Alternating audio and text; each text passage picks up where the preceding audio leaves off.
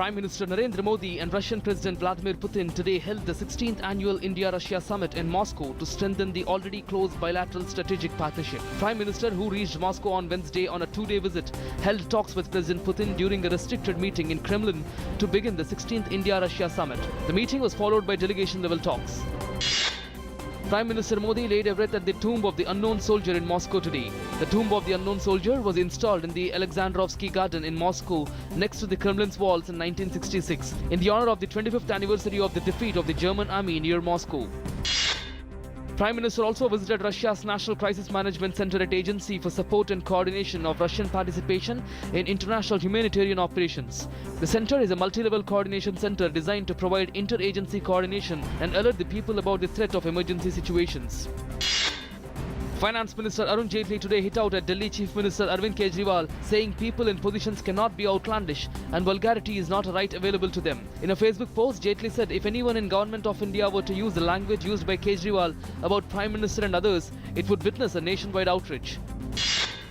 Commenting on the Congress, the Jaitley said Congress party leadership must seriously explore that its disproportionate and irrational approach in dealing with Parliament is hurting institutions. He said if Pandit Nehru can be credited in the initial years of the country's democracy of having laid down of healthy precedents being established, the current generation in control of the Congress party will find a place in history of having weakened what their ancestors established.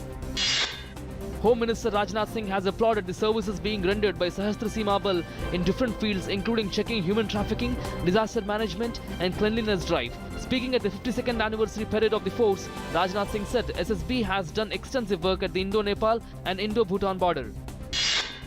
As a mark of tribute to the veteran politician and former Prime Minister Atal Bihari Vajpayee on his 91st birthday, Indian Railways launched passenger train service from Bateshwar, the ancestral village of former PM. Union Minister of State for Railways Manoj Sinha along with Union Minister of State for HRD flagged off the first passenger train at Bateshwar.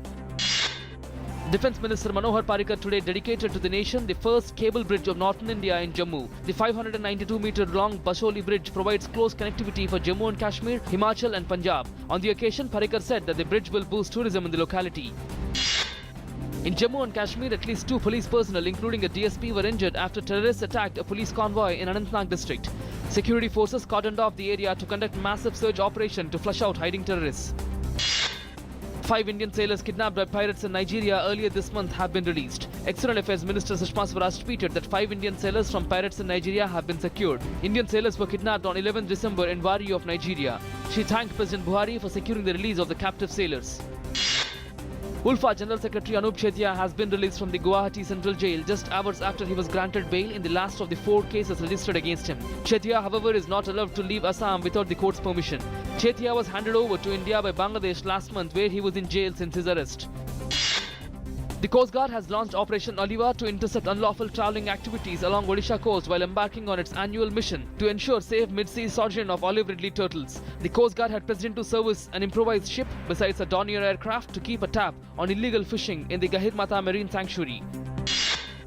Notification for the odd-even number formula will be issued on Monday. Delhi Chief Minister Arvind Kejriwal says a fine of 2,000 rupees will be imposed on people violating rules. VIPs, emergency vehicles like ambulances, fire, hospital, prison and enforcement will be exempted. The even-odd formula will not be applicable on Sunday. Two-wheelers have also been exempted from the scheme.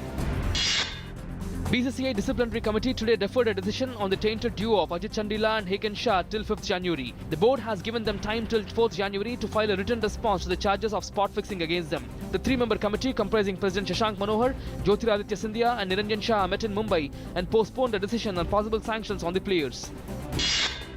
The festivities to celebrate Christmas have begun across the world. This is especially so in Mumbai, where the Christmas is being celebrated with fervour and gaiety. In Bengaluru, the Christmas festivities are in full swing too. People in large numbers are thronging to churches to offer prayers.